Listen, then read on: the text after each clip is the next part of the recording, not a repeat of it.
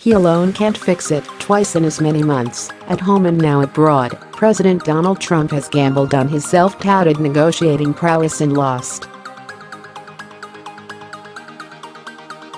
The president's walkout Thursday from his summit in Vietnam with North Korean leader Kim Jong Un was in keeping with his abrupt departure from a pivotal meeting with House Speaker Nancy Pelosi in January on border security.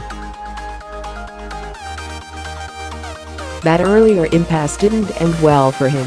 Congress ultimately rejected his demand for billions to build a wall between the U.S. and Mexico. His signature campaign promise. Trump suffered in both instances by insisting on his "I alone can fix it" approach to the nation's and the world's problems.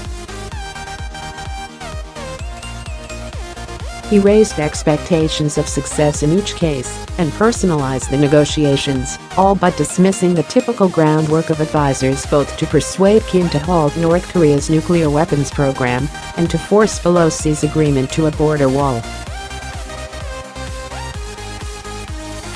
Trump framed the border wall dispute as a battle of wills between him and Pelosi,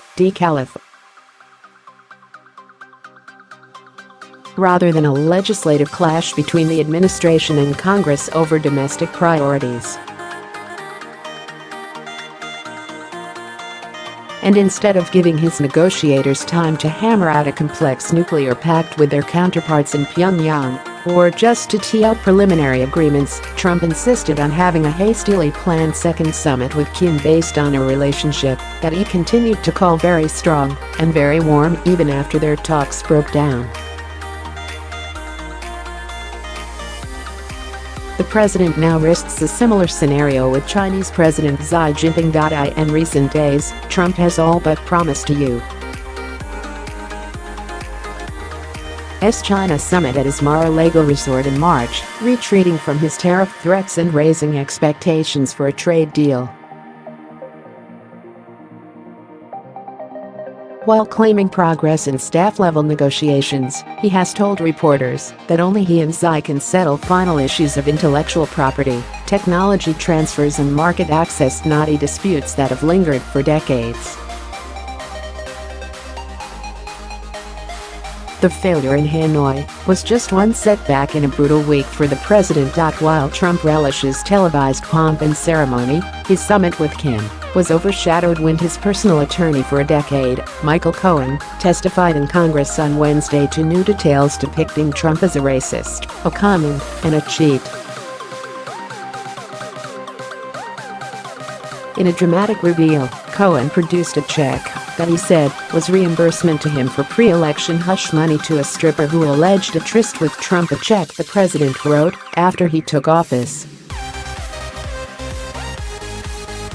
Cohen also hinted at other legal problems for the president. As Trump flew home from Hanoi on Thursday, new data undercut his repeated boasts that the economy would grow by at least 3% and as much as 6% because of tax and regulation cuts.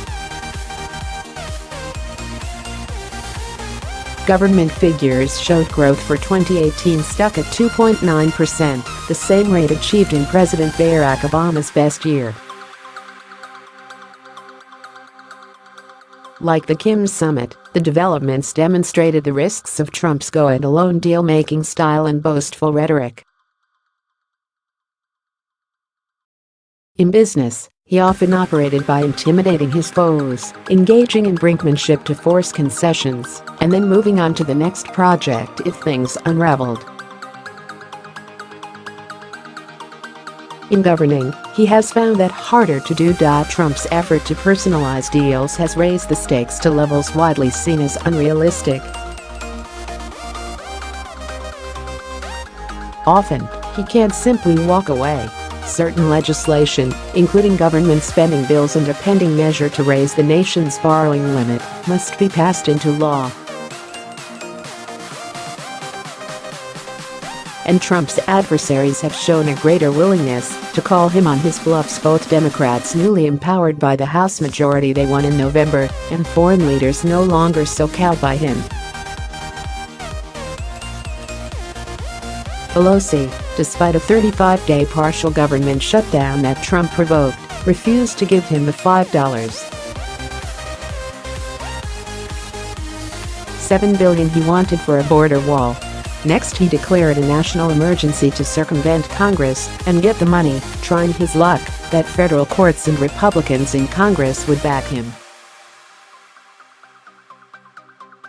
With some Senate Republicans threatening to join Democrats in opposing the declaration as executive overreach, Trump threatened Thursday in a Fox News interview that they would put themselves at great jeopardy if they cross him. Trump's setbacks lately have been magnified by his own salesmanship. After the president's first summit with Kim last year in Singapore, he quickly insisted in a memorable tweet and repeated at political rallies that the nuclear threat from North Korea was over. He has praised Kim as a strong and effective leader and mused openly about getting a Nobel Peace Prize.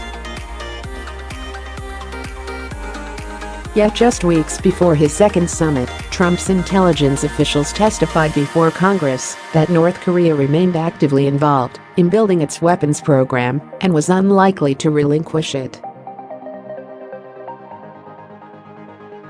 He rejected their findings and proceeded with his summitry. Robert L. Gallucci, a former envoy who led U.S.